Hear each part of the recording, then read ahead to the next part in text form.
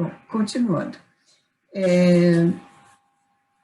Tem uma participante aqui, só que ela está sem câmera no computador dela, e ela é uma colega que participou dos meus trabalhos aqui em Jarinu. Ela é jovem e ela teve um AVC. E nós conseguimos fazer um bom trabalho, assim, em relação ao equilíbrio dela. Então, ela fez yoga comigo, ela fez aulas de dança, fez oficinas de memória, né, de estimulação cognitiva. E ela está dizendo aqui, ela pediu para te perguntar, que ela está com uma dificuldade grande na dicção. E ela queria saber se existe algum tipo de exercício, o que ela pode fazer para isso, para melhorar. Então, dicção de forma geral, ela diz, né? Ela está com dificuldade para falar. Sim. O AVC, então, quando a pessoa tem AVC, eu não sei se ela fez terapia com o fonoaudiólogo, porque o paciente que tem AVC, ele acaba ficando com um problema chamado afasia. A afasia ela não consegue nomear muitas vezes, ela fica com uma disartria, que deve ser o problema dela, que ela não consegue produzir a palavra, né, os sons de forma geral. Então, para isso, Juleika, tem terapia. Quem trata disso é o fonoaudiólogo, especializado nessa área de afasia. Então, tem exercícios que eles fazem, tem uma série enfim, de exercícios terapêuticos que a pessoa é tratada periodicamente, né, são sessões, geralmente, de 2 a 3 vezes por semana, pelo menos na época que eu estudei, estudei afasia na faculdade, fiz um módulo sobre isso. Então, a pessoa tem que ser acompanhada de perto e com frequência, porque ela vai precisar, entendeu o que a gente falou no começo, reaprender a produzir esses sons, porque devido à lesão que ela teve pela afasia, ela acabou perdendo, né, algumas conexões para a produção de fala. Então, ela tem que resgatar esse tipo de função em terapia. Então, o que eu aconselho é ela procurar uma fonoaudióloga que seja especialista nessa área. Né? Eu não sei de onde ela é, mas eu posso até me coloco à disposição aqui para pesquisar. Ela é de Jarinu? Tá. Eu tenho um grupo de fonos que são colegas minhas de faculdade, eu posso colocar no grupo, se ela tiver intenção, depois eu te passo, eu peço para ver se alguém conhece nessa região aí de vocês, tem alguém que atenda, e eu posso passar para você e você passa para ela. Ótimo. Mas é imprescindível que ela tenha esse acompanhamento, tá? Sozinha é difícil, não vejo como, sinceramente. Tá. Eu desconheço, mas eu acredito que ela não esteja fazendo esse acompanhamento, não.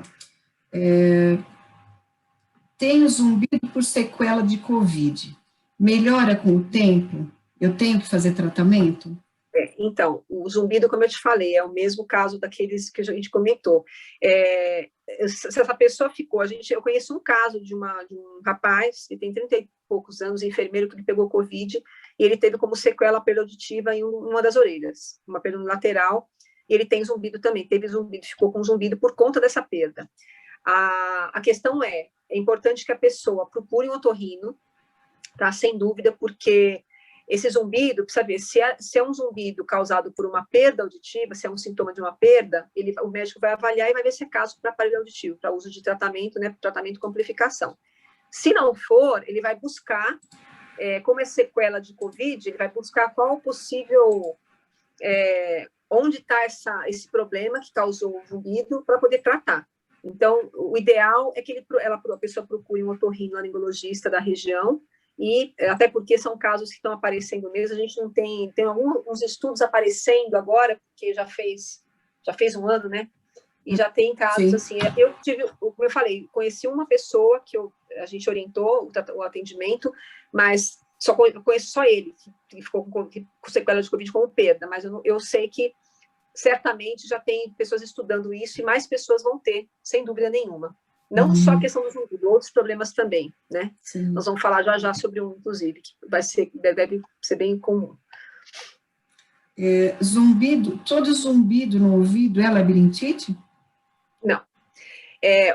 Como eu te falei, né, o zumbido ele é um sintoma de doenças, né? A pessoa que tem labirintite, existe uma doença chamada Meniere, que é uma doença que acomete tanto a cóclea, que é o órgão sensorial da audição, quanto o labirinto.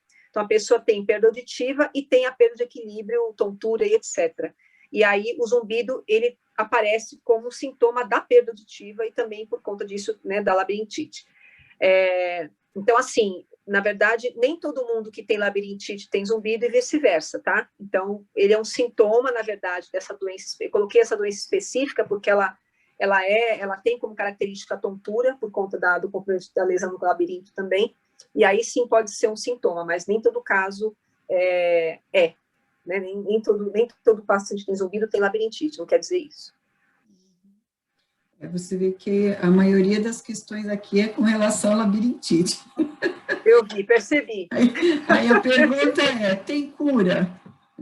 Então, aí eu fui atrás das informações para vocês, tá, gente? Porque o que acontece? Labirintite, esse final it tem a ver com inflamação, vocês sabem de it, né? Então, cistite, amidalite, enfim. E é um termo que se usa de forma, digamos assim, popular, para na verdade, falar sobre as tonturas, né? Sobre a questão da perda de equilíbrio. Então, assim, o que acontece? A labirintite, na verdade, ela é uma inflamação do labirinto, certo? Então, tem um som aberto aí, né? Eu fechei. Tá. Então, assim, na verdade, como eu falei para vocês, é uma inflamação, né, que existe no labirinto. E aí, só para lembrar, o labirinto, ele é a estrutura, ele tá alojado junto com o órgão da audição. Então, o que acontece? Ele é responsável por mandar as informações do ambiente que a gente está para o cérebro, e o cérebro conseguir controlar o equilíbrio nesse ambiente, do nosso corpo nesse ambiente, né, para a gente não cair, na verdade é isso. Então, qualquer problema que tenha, que, na verdade, afete o labirinto, a gente perde o equilíbrio, a tendência é perder o equilíbrio, ter as tonturas aí, né, ou a gente não ter mais a noção do ambiente e cair, né. Geralmente, a labirintite, ela é proveniente de uma infecção viral ou bacteriana, né? E aí ela compromete tanto o equilíbrio e também pode cometer, por estar junto do órgão auditivo, pode comprometer também a audição. Então, o que causa a labirintite? Tumores, doenças neurológicas, alterações genéticas, alergias, e alguns medicamentos também podem gerar como efeito colateral um problema no labirinto. Então, uma labirintopatia seria o termo mais certo da gente usar, tá? E aí, muitas vezes acontece o quê? Por que acontece isso? Porque a endolinfa, que é um líquido que está ali dentro do labirinto, ele vaza e causa essa inflamação, né? Esse inchaço no labirinto, e a gente perde a noção do espaço, porque ele não está fazendo as vezes dele, né? Não tá cumprindo com o seu objetivo. Então, assim, a labirintite em si, esse caso que eu acabei de falar, não é uma coisa tão comum de se ver. O que a gente vê mais e confundido com labirintite é um nome bonito, difícil, que eu tive que anotar para repetir, que chama-se vertigem posicional paroxística benigna, que é a VPPB. Essa é isso, né? Então, você imagina, né? Imagina eu ter que decorar isso. Então, eu anotei aqui, estou lendo para vocês, porque eu não decorei esse nome difícil. Esse distúrbio ele é muito frequente. E, na verdade, ele é chamado, no popular, da doença dos cristais, né? Do deslocamento dos cristais que existe ali dentro do labirinto, que são... O que acontece? De acordo com a movimentação abrupta da cabeça, o movimento brusco, o que acontece? Esses cristais, né, que são de carbonato de cálcio, eles que existem dentro do labirinto, eles se desalojam, eles se deslocam por conta dessa movimentação. Pode ser uma queda, bater a cabeça, pode ser uma posição. E aí, por conta disso, a pessoa tem a vertigem, né? O cérebro, ao receber as informações, ele fica meio desorganizado, porque as informações não chegam para ele de forma correta. Por conta disso, a pessoa tem a vertigem. E aí, para esse tipo de caso, existe uma terapia, né, que é uma terapia, na verdade, é bem comum, inclusive, de se fazer, onde a pessoa ela passa, o fonoaudiólogo geralmente faz isso, através de manobras posturais da cabeça, para tentar colocar esses cristais no lugar. Então, ele é bem comum de acontecer e bem comum de resolver também, tá? Então, na verdade, o paciente tem crises agudas, crises repentinas, e aí a pessoa, ela tem que ir ao médico, né? O médico encaminha para um fonoaudiólogo para fazer, muitas vezes, essas manobras aí, essa terapia, né? Então, é o que a gente mais vê. Então, a cura, na verdade, são isso. Então, tanto o que, na verdade, cura, o que trabalha, né? O que tenta melhorar a labirintite, além dos medicamentos, o tratamento médico, é a reabilitação vestibular, que a gente chama, que é feito por fonoaudiólogo também, que ele vai fazer exercícios com o paciente para melhorar essa tontura, né? E, no caso da DPPB, essas manobras, esses exercícios que a pessoa faz também posturais para poder recolocar os cristais no lugar. Então, a gente tem... A minha sogra teve, né, esse problema, então eu que a levava no fono para fazer, e ela ficou boa, para vocês terem uma noção, é uma idosa, ela tem mais de 80 anos, em 3 sessões ela ficou boa. E o que acontece? Que eu acho que é outra pergunta que você vai me fazer aqui. Os exercícios que se faz, vamos supor, e se voltar, aí a pergunta que você vai fazer daqui a pouco é se são os mesmos exercícios, né, se a pessoa pode fazer os mesmos. No caso da minha sogra, funcionou bem, ela gravou os exercícios, ela faz de vez em quando para passar. Tem vezes que não dá para fazer, ela tem que voltar ao médico, o médico tem que medicar de novo, tem que passar uma outra lista de exercícios, um outro tratamento, porque às vezes muda, né, a condição e tem que atualizar, na verdade, o tratamento, né? Então, tem que realmente procurar um médico sempre para poder fazer essas terapias, mas geralmente tem solução. Se não tiver solução, o paciente ele fica em acompanhamento para tentar minimizar essas crises, né? Então, dependendo do caso, ela pode ser curada sim, tá? Você já respondeu a outra que eu ia te fazer, então que eu vi aqui, tem que reavaliar, né? Isso. Ela disse que há 8 anos ela fez reabilitação vestibular. Então, isso, eu vi. Tem que reavaliar, né? Porque às vezes o exercício que passaram para ela na época não vão surtir o efeito que ela precisa hoje. Então, por isso que precisa. Eu sempre falo assim, né? Qualquer problema de saúde, não só auditivo, eu acho que se você sentir alguma coisa, ou se você foi tratado de uma forma, né, no momento, mas você volta a ter episódio, é importante que a gente procure o médico de novo, né? Se não for o médico que nos tratou, um outro médico, enfim, mas porque o problema pode mudar, né? A gente pode ter outras causas implícitas aí e que exigem um outro cuidado. Então, por isso que é importante, sempre na dúvida, em vez de se automedicar ou se autotratar, procurar o profissional, né, para fazer isso, para nos orientar bem, para que a gente tenha um resultado bom, né, um resultado de sucesso aí, né? Sim. E às vezes até buscar uma segunda opinião, né? Exatamente. E a labirintite sempre provoca náusea e alteração na pressão arterial? Então, a náusea e vômito, sim, é um quadro, pode acontecer sim, porque essa tontura pode provocar conforme o nível do problema, a lesão do problema, né? Mas a pressão arterial, na verdade, não tem a ver com a labirintite, né? O que acontece é a pressão, a sensação de pressão ou barulho no ouvido, que na verdade é um zumbido. Talvez, não sei se foi isso que ela quis dizer na pergunta. Pressão arterial tem a ver com circulação, né? Com esforço físico, com estresse, com outra ansiedade, outras coisas aí que podem alterar a ingestão de alimentos muito salgados, por exemplo, enfim, nutrição, mas tem a ver com a parte de circulação cardíaca, né, na verdade, a pressão arterial. Então, não tem a ver com a labirintite. Eu até pesquisei para ver se tinha algum estudo relacionando, mas não tem. Essa pressão a sensação que tem, a pressão no ouvido, pode ser comparada com um zumbido. Né, pode ser, digamos assim, pensando que é um outro nome para se dar para o zumbido. Não ficou bem clara essa questão, mas talvez seja assim, a pessoa tem uma crise de labirintite, fica nervosa por conta disso, e aí existe, né, uma alteração na pressão. Mas não é a labirintite que causa, né?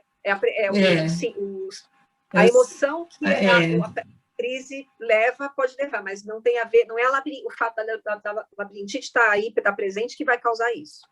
Pode ser isso que você falou, sim, realmente.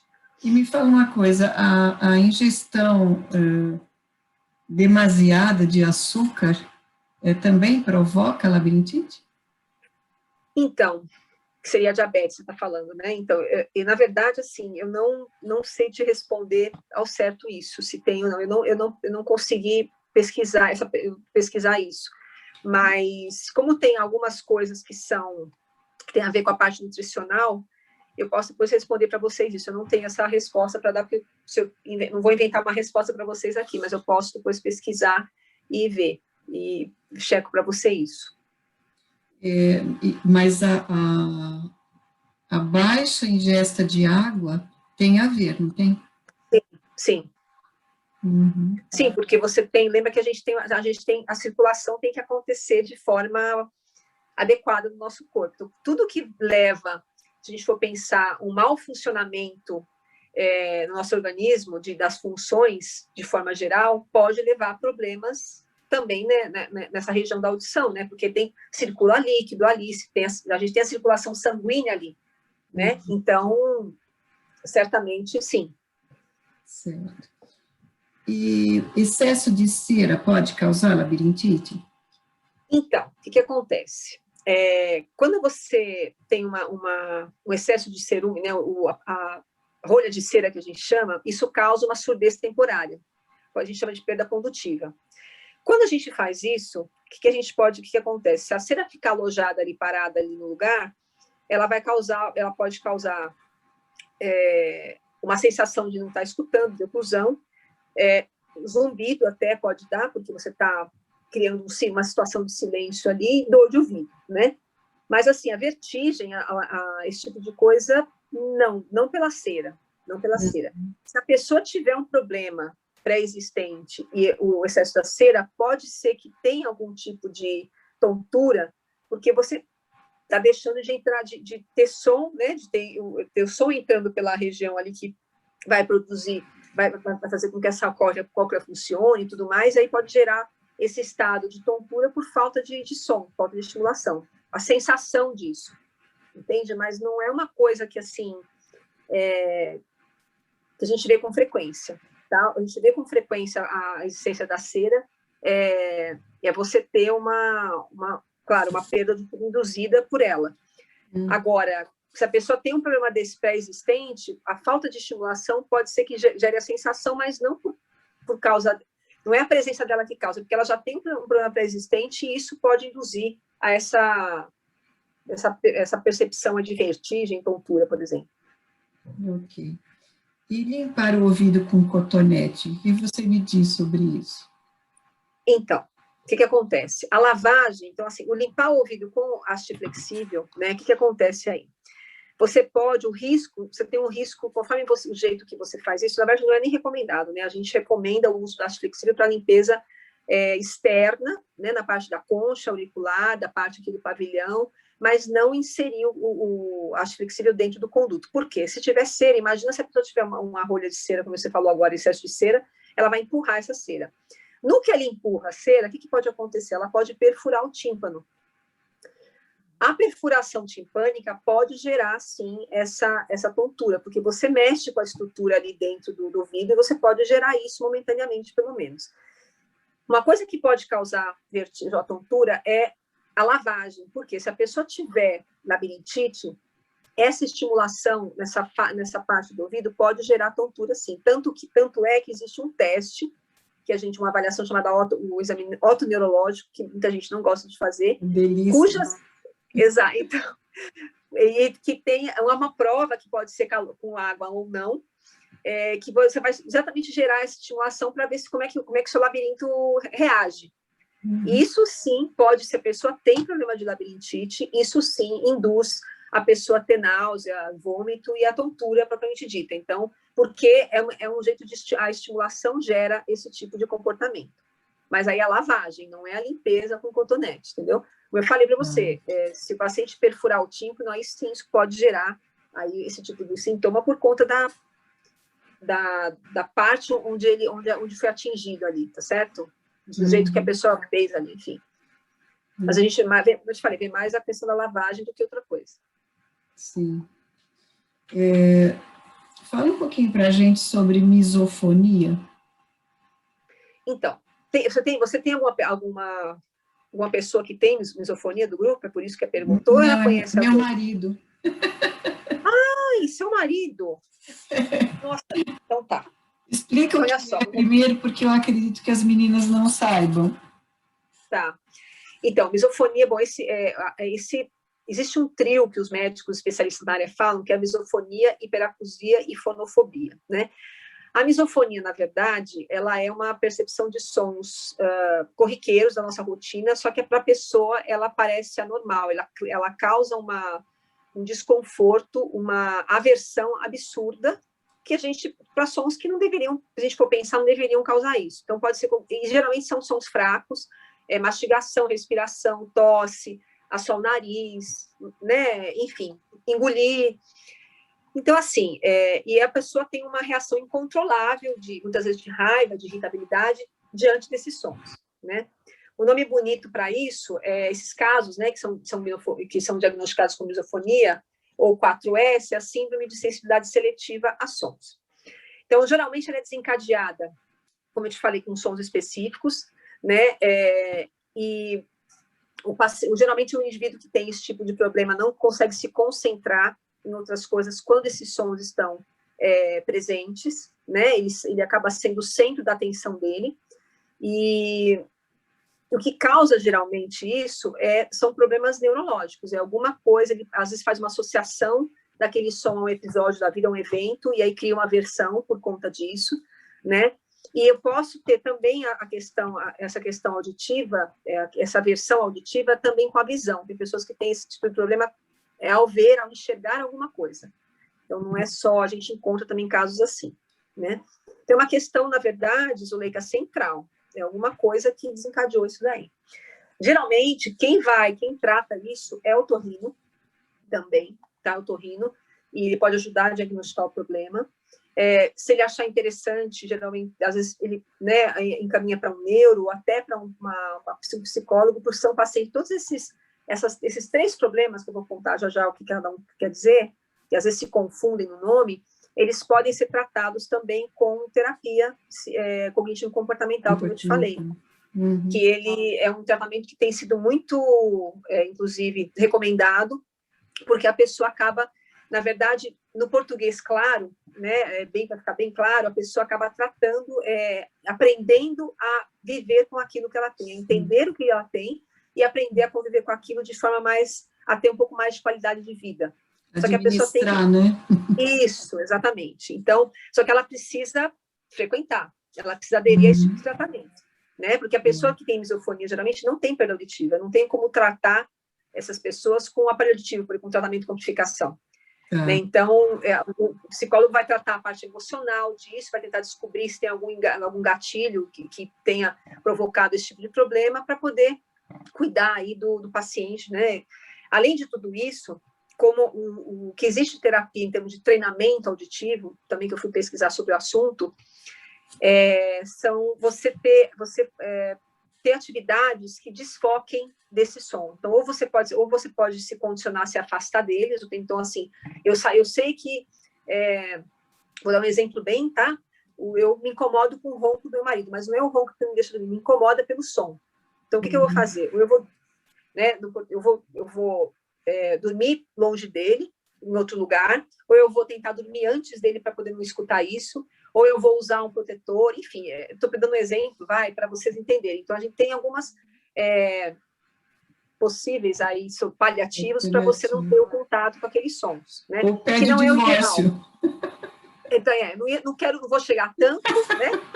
A gente gosta do marido, então, mas eu digo assim, para não chegar nesse ponto,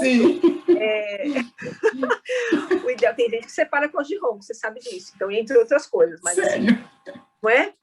Então, mas assim, você tirar o foco, assim como são o tratamento para zumbido, para hiperacusia, para fonofobia, que são coisas, né, que podem ter a ver, você tentar tirar o foco de alguma forma, né, com algum tipo de tratamento que consiga fazer isso. Musicoterapia também pode ser recomendado, também mudar estilo de vida, então fazer coisas diferentes para tirar isso da cabeça. Então, assim, só que é difícil, é bonito falar, né? É difícil na prática. É bonita.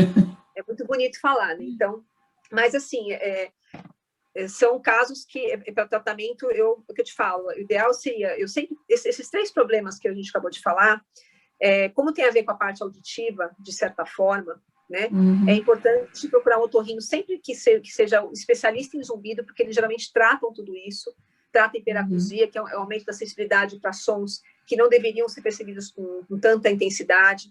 A fonofobia é o medo de alguns sons, então a pessoa ela passou por um episódio que aquele som estava presente, ela cria uma aversão, mas com medo, é um medo de estar exposta àquele som. O otorrino que é especialista, ele trata dessas coisas, ele pode recomendar um tratamento mais apropriado aí para esse tipo de sintoma, né? Mas como eu te falei, a pessoa geralmente não tem perda auditiva, então tem que ser um tratamento Não realmente tem a mais... ver, né? Nós mais arrumamos uma solução, porque o problema dele é mastigação, e somos os dois só aqui em casa. Então, a gente resolveu, toda vez que vai almoçar, a gente liga a TV. Perfeito, Aí ele não me escuta mastigar, porque, na verdade, nem eu me escuto. Perfeito. Que Mas para ele o som é muito alto, entendeu? Então, assim, e geralmente são sons repetitivos, né, que tem um padrão de repetição, porque a mastigação é assim. Então, são bem sons assim mesmo, que tem um padrão de repetição que ele já sabe que vai acontecer. O que é importante no caso dele, e de quem tem, não fica ansioso por aquele momento onde ele vai ouvir o som que ele não gosta. No caso, imagina, toda a refeição, ele deixar de fazer refeição por conta disso, né? Estou dando um exemplo só. Mas vocês chegaram no nível terapêutico, o ideal, porque você colocou um som competitivo com aquele som para que a gente mascare o som. Então, ele já se condicionou. Então, que é isso que é mudar o hábito, né? Mudar o estilo. Então, eu tentar, como eu não tenho como resolver aquilo, né? Enfim, nesse momento, eu crio uma outra estratégia para que esse som não seja tão percebido e tão incômodo assim. Sim. Porque não deixa de ser um desconforto, por exemplo, se vem pessoas para almoçar junto, aí você liga uma TV, né, é falta de educação, você está almoçando, e aí você vai ligar a TV, mas também não precisa contar que não consegue ouvir a pessoa mastigando ao lado. Você pode colocar uma musiquinha ambiente, eu vou colocar uma musiquinha ambiente aqui para poder... Exatamente, ou uma música, a gente faz isso. Sandra, nós temos só mais 2 perguntas, eu acho que vai dar certinho. Meninas, se vocês tiverem alguma dúvida, pode mandando no grupo, e se não, depois vocês me perguntam amanhã que eu repasso para ela. Quando a pessoa envelhece, é normal dela ir ficando rouca, perder a potência da voz, por exemplo? Então, você se lembra lá, na primeira pergunta que você me fez hoje sobre a questão da articulação e tudo mais? Então, assim, aqui também tem a ver com isso, porque com a idade, né, as conexões vão se identificando, mas existe esse tipo de problema, Zuleika, tem a ver com uma coisa chamada disartria, que eu também comentei com você lá no começo, né? Que é uma dificuldade para produzir, para articular palavras de forma geral, que pode vir em consequência de um acidente vascular cerebral, por exemplo, ou uma doença neurológica, como eu falei, demência, etc.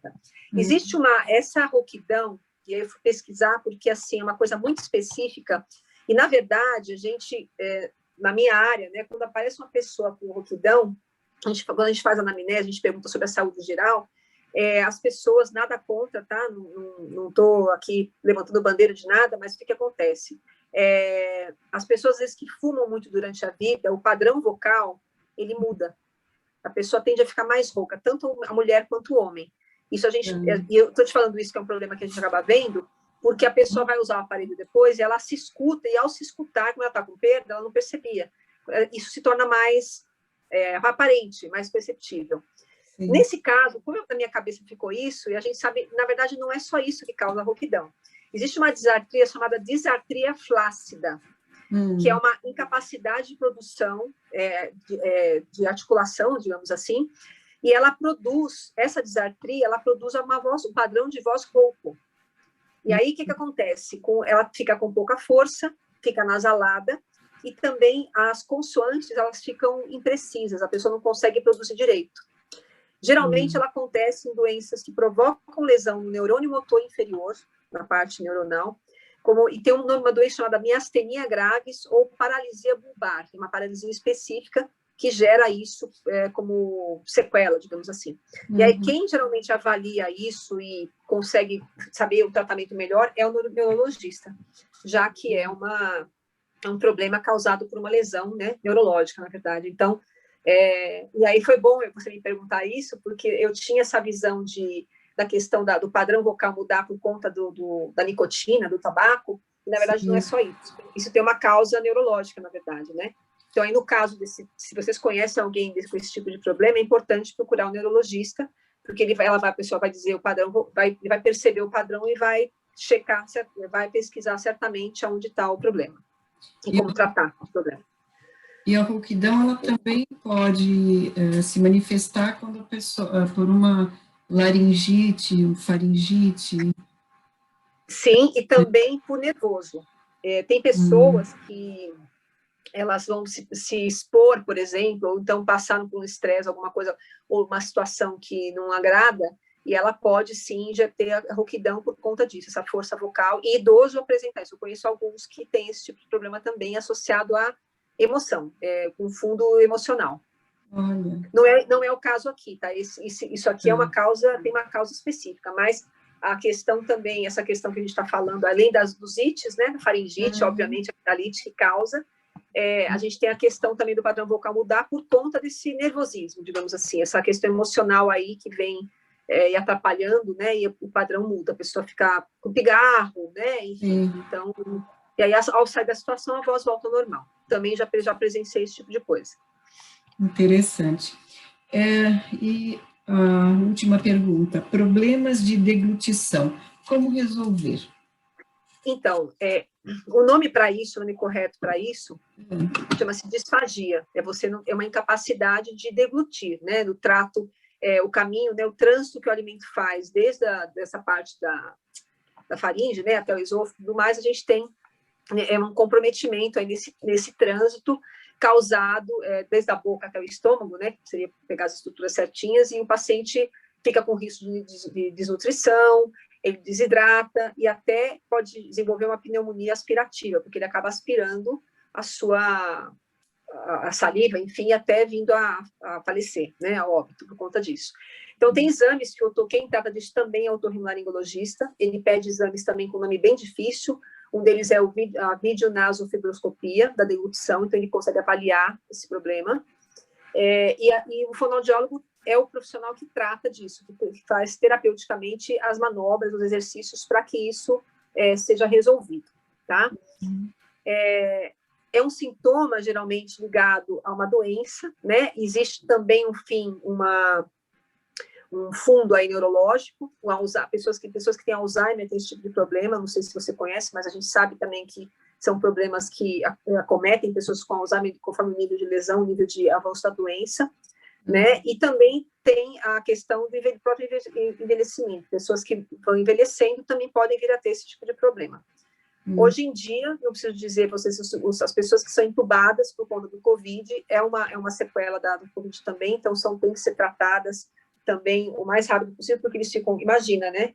Aquele músculo, aquela parte toda fica imóvel, fica, né, com uma sonda ali, e cutucando, se movimentando e tal, então, assim, é muito difícil, são tratamentos que tendem a ser um pouco mais longos para a pessoa voltar a se alimentar direito, porque eu preciso, de novo, para poder ter esse movimento de aspiração, para engolir, enfim, eu preciso ter as conexões neurais para que a gente possa fazer isso, né? Então, o cérebro manda ordem para fazer isso também. Então, se eu tenho problemas de conexões neurais, eu posso ter isso comprometido.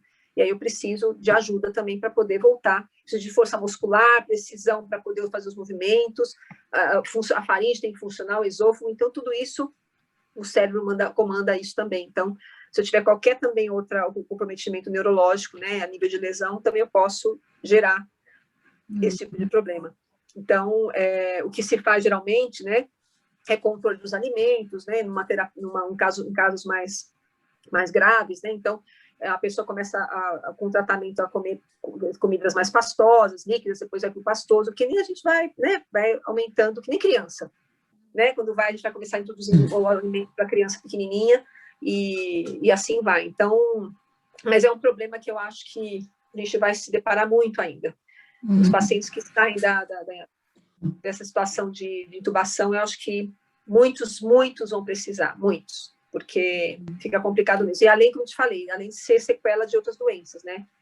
Então, a AVC pode causar isso, a demência, enfim. Então, é importante, em qualquer sinal, qualquer sintoma, né? E aí os sintomas é engasgo com alimento ou saliva de forma constante, pneumonia de repetição ou recorrente também pode ser um sinal de alerta, refluxo, muito comum, né, o gastroesofágico, febre sem causa aparente, sensação de bolo na garganta, aquela coisa de ficar com, sentir aqui uma coisa parada aqui, recusa alimentar, sonolência para comer, então durante a alimentação a pessoa dorme, ou fica sonolenta, e assim, de espineia, né, falta de ar, também pode ser um sinal de alerta, a voz fica borbulhante, como se fosse uma voz meio engasgada também, então tudo isso pode ser um sinal de alerta para esse tipo de problema. Okay. Bom, nós temos 3 minutos apenas, eu acho que você respondeu todas as perguntas das meninas, mas elas vão pensar em tudo que você falou e com certeza terão outras dúvidas. Inclusive, eu queria te agradecer em nome do grupo, pela disponibilidade e generosidade em estar aqui hoje para esclarecer uma série de dúvidas que a gente tem, e uma delas também que eu queria que você falasse para a gente, olha, acho que tem 1 minuto para você falar. Tudo cronometrado aqui. Um fonoaudiólogo, ele deve ser procurado só quando um médico encaminha, ou em que momento a gente poderia procurar, assim, por conta própria? Então, as questões... a Sandra. Sim. Bom, a Sandra aqui, no caso, trabalha com amplificação, com reabilitação. Então, problemas auditivos, né, questões auditivas, eu consigo ajudar vocês. Existe uma questão, vou tentar falar o mais rápido que eu puder, sem comprometer a minha dicção. As questões auditivas, Zuleika, eu acho importante, a pessoa acha que está com uma perda auditiva, primeiro é o médico o otorrino vai pedir os exames e aí vem falar com a gente. Aí vai pedir o exame médico, de posse disso ele encaminha para a gente, aí sim procura o fonoaudiólogo. Para essas questões que eu falei para vocês, disartria, que é a dificuldade de falar, dificuldade de engolir, da disfagia, a questão da misofonia também médico, como eu falei para você, o médico especialista em zumbido, importante, aí ele vai ver o melhor tratamento, a melhor recomendação, os encaminhamentos devidos, mas as questões de fala, de forma geral, como eu falei, deglutição, questão da deglutição, a questão da fala, tudo mais, as terapias de linguagem, de forma geral, pode ser procurado sim. E aí, o médico que trata dessas coisas é o foniatra que trabalha em paralelo com o fonoaudiólogo nesse sentido, né, das questões da fala, da linguagem, de forma geral, que a gente acabou não falando aqui, mas é o foniatra que trata. Agora, na dúvida, como eu falei, para essas questões, pode-se marcar uma consulta com o fonoaudiólogo, sim, tudo que diz respeito à linguagem, à troca articulatória, sim, e aí a gente consegue tratar, obviamente, orientar, e se precisar mandar para algum médico, a gente encaminha também, mas tentei aqui pincelar a maior parte das coisas que a gente, das duas áreas aí, além de outras, voz também, problema de voz, rouquidão, também, pode procurar direto fonoaudiólogo. Sandra, vamos sair com dignidade, porque falta menos de 1 minuto, e os últimos derrubar.